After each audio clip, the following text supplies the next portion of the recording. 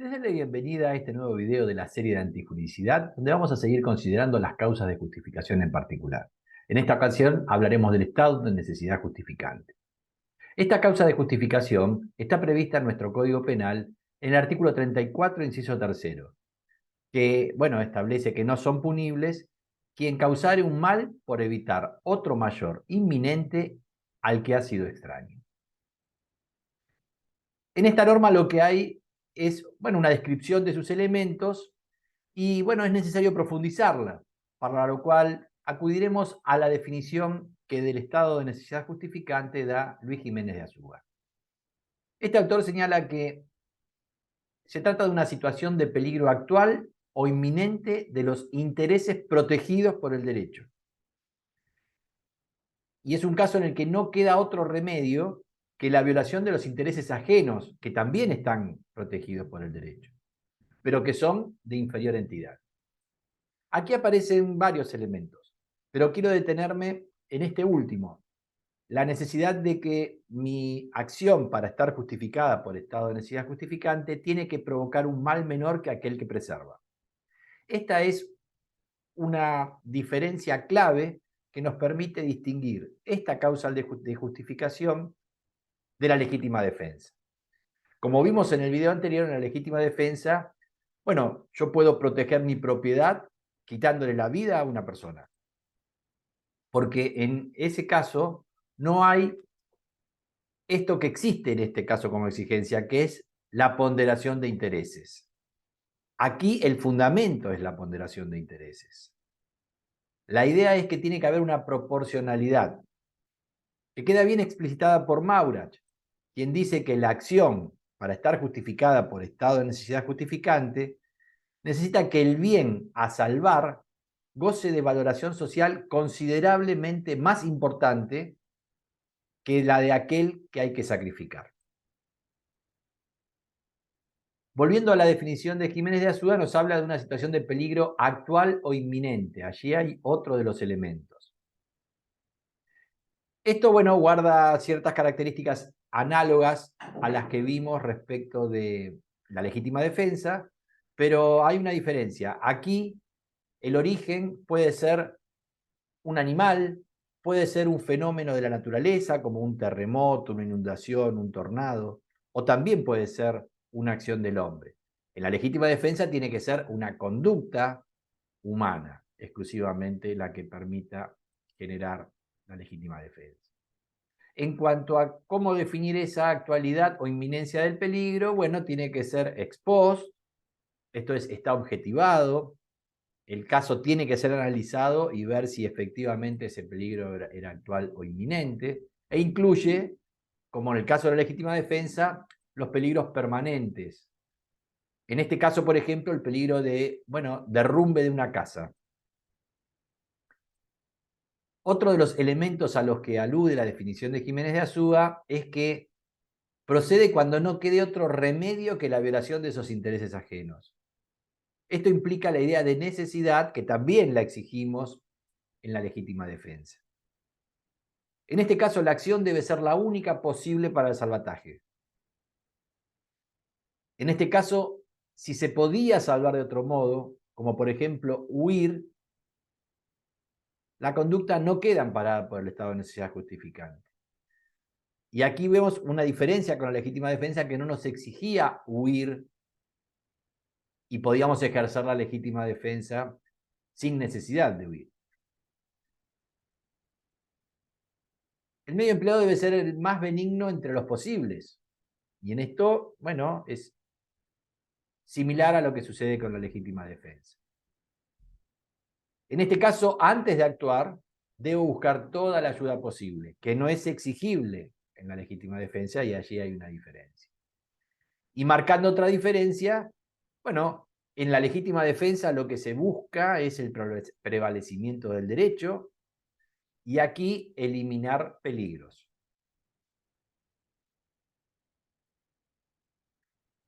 Jiménez de Azúa sigue en su definición diciendo que, para que proceda es condición de que el peligro no haya sido intencionalmente provocado por quien actúa en salvaguardia del bien o interés en conflicto.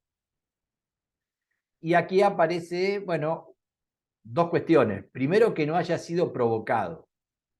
Nuestra ley dice al que ha sido extraño. Y si bien en la definición de Jiménez de Súa solo habla de intencionalmente, con lo cual sería una provocación dolosa, bueno, la doctrina permite que también sea culposa, de modo tal que para que proceda no debe haber sido provocada, ni debe haberse participado con dolo o con culpa en la creación del peligro. Y en la última parte habla de bien o interés. También antes también hablaba de intereses ajenos. Y esto tiene que ver, bueno, porque en nuestra ley, bueno, el concepto es amplio. Nuestra ley habla de mal. Hay algunas legislaciones que hablan de bienes jurídicos y esto permite que incluyamos tanto bienes jurídicos como intereses. En cuanto a qué hay que observar en el análisis, bueno, hay que considerar cuál es la importancia de los bienes jurídicos en conflicto, verificar si el bien jurídico fue puesto en peligro, si hubo lesión, cuál fue la gravedad de esa lesión y también analizar si esa lesión, el daño provocado por esa lesión es reparable o irreparable. Una última diferencia que quiero marcar respecto de la legítima defensa es que aquí puede ejercerse el estado de necesidad justificante respecto de bienes jurídicos supraindividuales, como por ejemplo la salud pública. Habíamos visto en el video de legítima defensa que no procede la legítima defensa respecto de bienes jurídicos supraindividuales, como justamente la salud pública. Aquí sí. Ahora, un tema que tenemos que analizar es qué pasa si, bueno, lo que se preserva no es de mayor valor que aquello que se afecta. La pregunta es qué pasa si es igual o si es mayor. Y para responder esa cuestión, debo señalar que, bueno, hay una teoría que se llama teoría diferenciadora, que distingue la causa de justificación del estado de necesidad justificante de otro instituto, que es el estado de necesidad inculpante o exculpante, que no está previsto en el inciso 3 del artículo 34, sino está previsto en el inciso 2, que dice que no es punible el que obrare violentado por amenazas de sufrir un mal grave e inminente. En este sentido, hay que tener muy en claro que es muy distinta la causa de justificación del estado de necesidad justificante de este otro instituto. Este otro instituto no es una causa de justificación, con lo cual la conducta es típica y antijurídica, se configura el injusto penal. Un caso típico de esto es el conocido como el caso de la tabla de Carneades. Es el caso de dos náufragos que pujan por, bueno, salvar su vida haciéndose a una tabla que no puede soportar el peso de los dos. Y en esa puja uno termina ahogando al otro. En este caso, será este instituto, procederá este instituto del estado de necesidad inculpante o exculpante, que como es antijurídica, no quita el injusto, simplemente va a operar a nivel de la culpabilidad como inexigibilidad de otra conducta y por eso es un estado de necesidad exculpante. Ahora, la teoría diferenciadora también juega su papel respecto del estado de necesidad justificante, que es causa de justificación. Y opera esa diferencia porque prevé dos tipos de estado de necesidad justificante. El agresivo, que es, bueno, sobre el cual se construye toda la bibliografía al respecto, y un aspecto diferente que es el estado justificante defensivo, que por sus características requeriría que estuviera previsto, sería aconsejable que estuviera previsto expresamente en la ley. Vamos a ver cuál es la diferencia en estos dos estados de necesidades justificantes. En el agresivo se actúa lesionando bienes jurídicos de un sujeto que es absolutamente ajeno al peligro. No tiene nada que ver, no tiene ninguna responsabilidad respecto de la fuente que provoca el peligro. En cambio, en el defensivo, se actúa lesionando bienes jurídicos del sujeto de cuya esfera emana el peligro. O sea, él tiene responsabilidad con la fuente del peligro que estamos neutralizando. En este último caso, parte de la doctrina señala que se podría llegar hasta el homicidio, con lo cual, bueno, esto de que tiene que provocarse un mal menor estaría en crisis en este estado de necesidad justificante defensivo. Igual sigue siendo una causa de justificación, no pasa a ser por ello un estado de necesidad exculpante, que es el otro instituto que analizamos.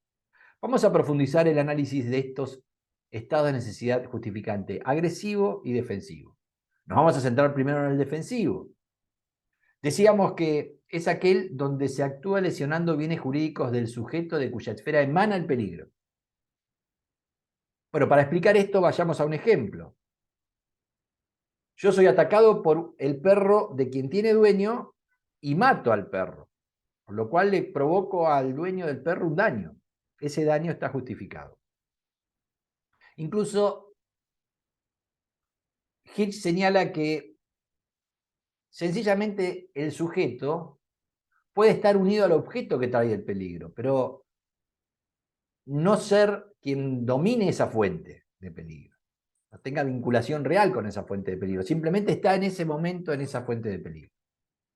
Y para esto, bueno, viene bien a cuento este ejemplo que nos sugiere Grob, que le vamos a hacer alguna modificación. El ejemplo de Grob es que una familia que va en una carretera se da cuenta del padre, que además es técnico en radares, que hay un avión que viene en aterrizaje de emergencia y va a aterrizar sobre la autopista, con lo cual, bueno, va a matar a la familia, a su familia que van en el auto por esa carretera. Y él que es técnico en radares, además tiene un dispositivo que permite manipular los controles del avión y desvía el avión que finalmente se estrella y fallecen todos los pasajeros. Grob en ese caso lo resuelve como un caso de estado de necesidad justificante defensivo. Y la variante que le vamos a hacer es que el avión no lleva piloto, sino que es con piloto automático, digamos. No hay piloto humano que lo maneje.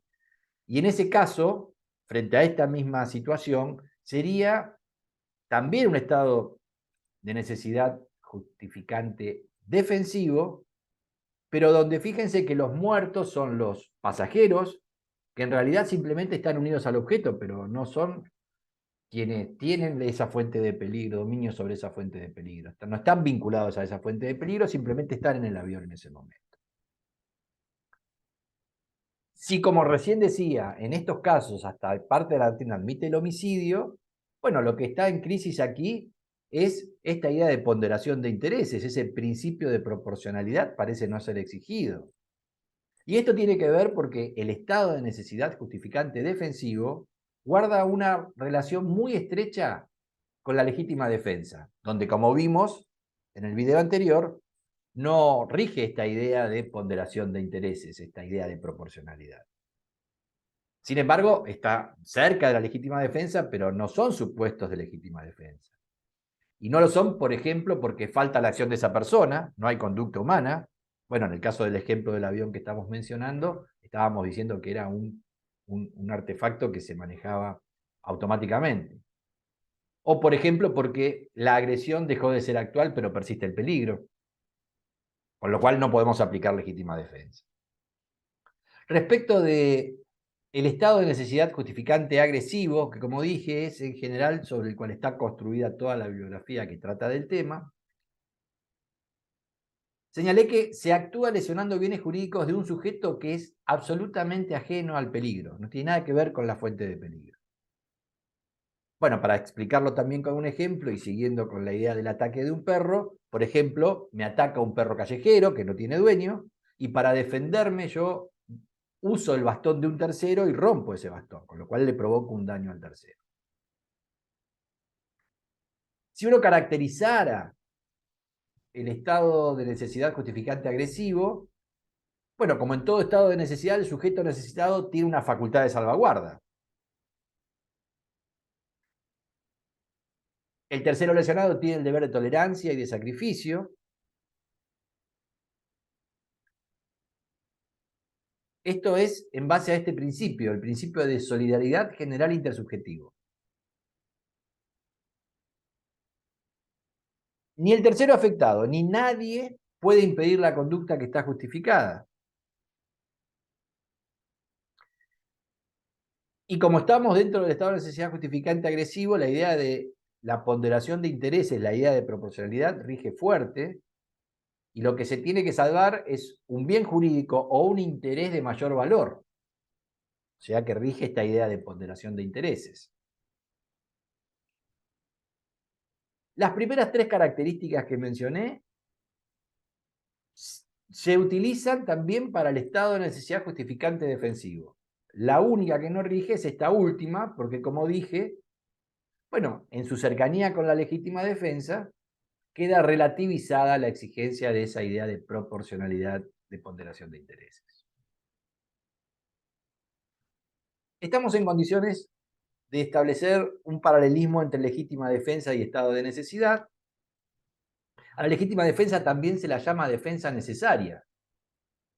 Y hay un punto en común en esto, aún con las diferencias que hemos marcado cuando analizamos la necesidad, que es que tiene que haber necesidad.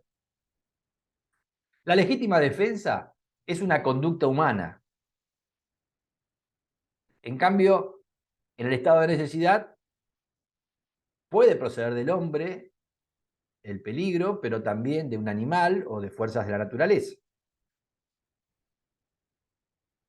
Esa conducta humana que habilita la legítima defensa es una conducta humana en la cual se manifiesta un interés que es ilegítimo, es una agresión ilegítima.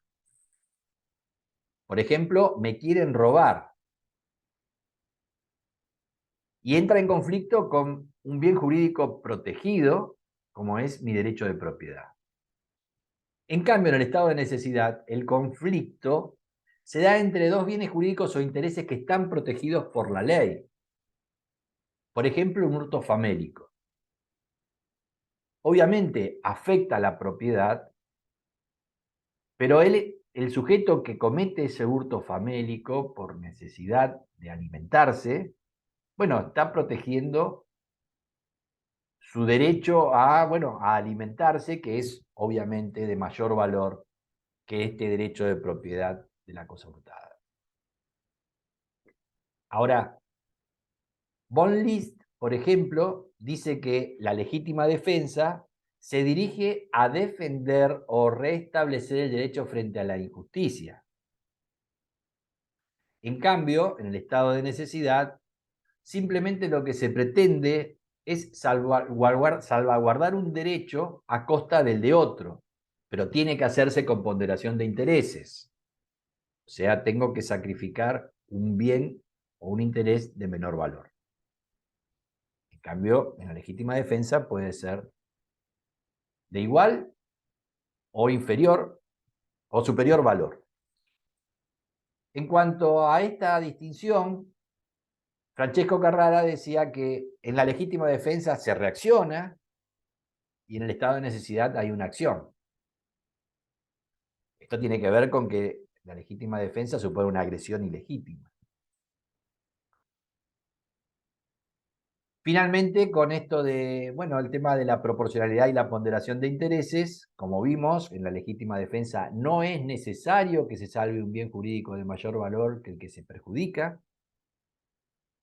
Y en cambio, en el estado de necesidad justificante, sí es importante salvar un bien jurídico de mayor valor. Esa es la diferencia central con el estado, con la legítima defensa.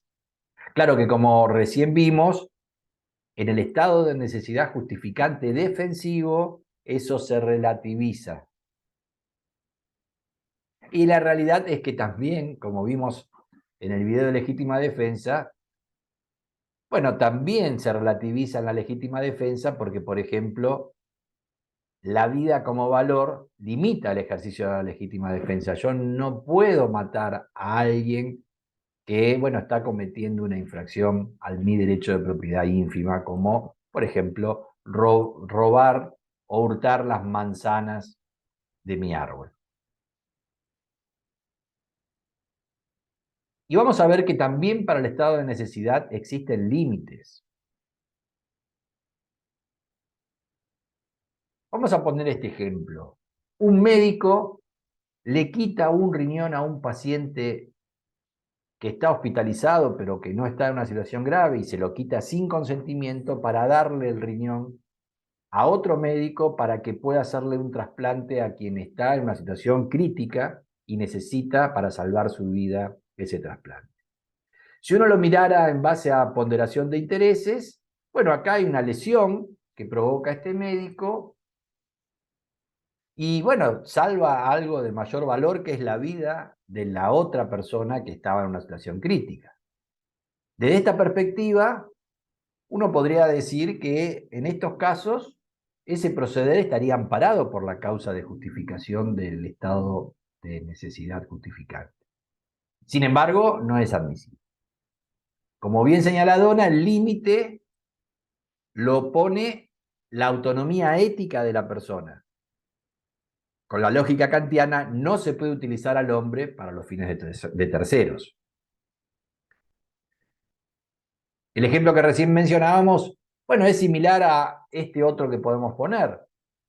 Está hospitalizada una persona con un respirador artificial que posee un 30% de riesgo de vida, e ingresa otro paciente en un estado más grave, cuya situación permite pronosticar un 70% de riesgo para su vida.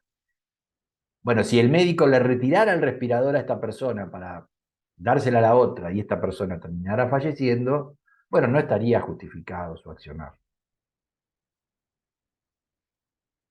Justamente hay que poner límites. Y, por ejemplo, Cerezo Mir señala que no procede el estado de necesidad justificante cuando implique una infracción grave al respeto debido a la dignidad de la persona humana. Bueno, linkea con la misma idea que recién expresábamos respecto de Dona. Y de esa perspectiva son inadmisibles, por ejemplo, las graduaciones vida valiosa y vida menos valiosa. No podríamos, por ejemplo, para salvar a un niño, bueno, hacer acciones que terminen matando a un viejo, con una persona vieja con deficiencias en su salud. No podríamos, por ejemplo, tampoco a un débil mental hacerle actos que generen lesiones o hasta su muerte para salvar al premio Nobel. Otro ejemplo es que no existe la ponderación según el número de vidas. Y ahí hay, bueno, dos ejemplos clásicos. El caso del guardaagujas que, bueno, expresó Hans Belzel, donde hay un tren que, bueno, se conduce automáticamente y por el trayecto que va a llevar, va a ir a un andén donde hay muchas personas, viene desbocado ese tren y va a matarlas. Y, bueno, el personal de ferrocarril que advierte la situación y está con la posibilidad de desviar ese tren, sabiendo que, bueno, en la vía contigua hay unas pocas personas, operarios trabajando, decide desviar el tren. En ese caso, bueno, no sería admisible, justamente porque la ponderación según el número de vidas no habilita a que opere el estado de necesidad justificante, porque, bueno, afectaría la dignidad de la persona humana y la autonomía ética de la persona.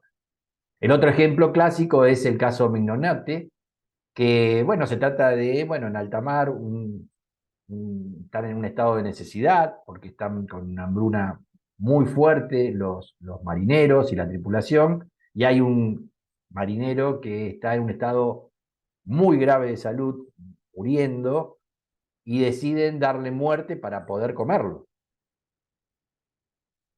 Respecto de esto, Hirsch además aclara de que ni siquiera se da un estado de necesidad justificante defensivo, porque el peligro de muerte que tiene la tripulación no proviene del marinero que termina siendo asesinado, con lo cual tampoco podríamos, bajo esa lógica, habilitar una causa de justificación por el estado de necesidad justificante defensivo.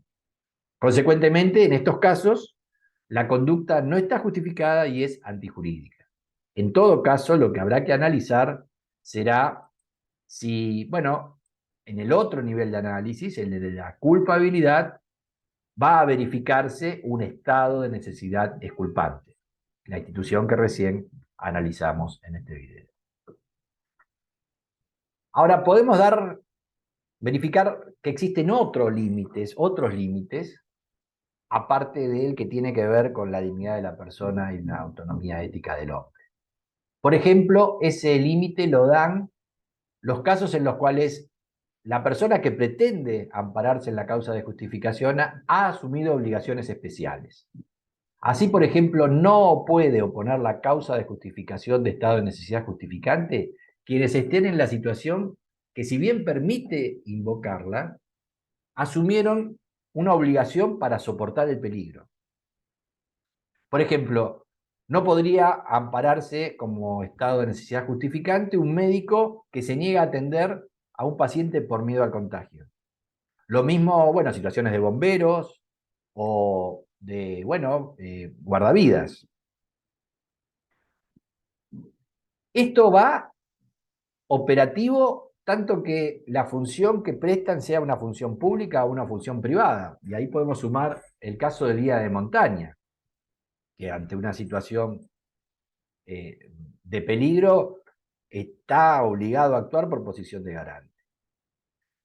Hay una excepción, que se verifica, bueno, en dos supuestos. Por ejemplo, si hay una desproporción entre los bienes jurídicos muy grande.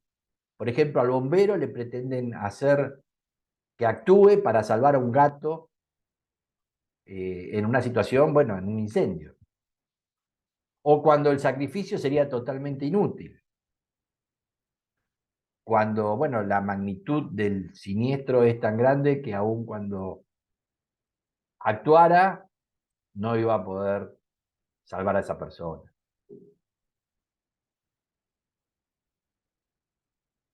Como dijimos en las causas de justificación, se exige tipo subjetivo. En este caso, el propio texto del artículo 34, inciso tercero, habla de causar un mal por evitar otro mayor. Justamente de esta idea de esta finalidad de que actuó para evitar un mal mayor, Dona advierte que ahí está el fin, la intención, por lo cual, bueno, dentro de esta lógica, como vimos en el primer video de antijuridicidad, bueno, están quienes van a exigir en este tipo subjetivo no solo el conocimiento, sino también la voluntad. La intención referiría a esa voluntad para aquel sector ordinario que la exige.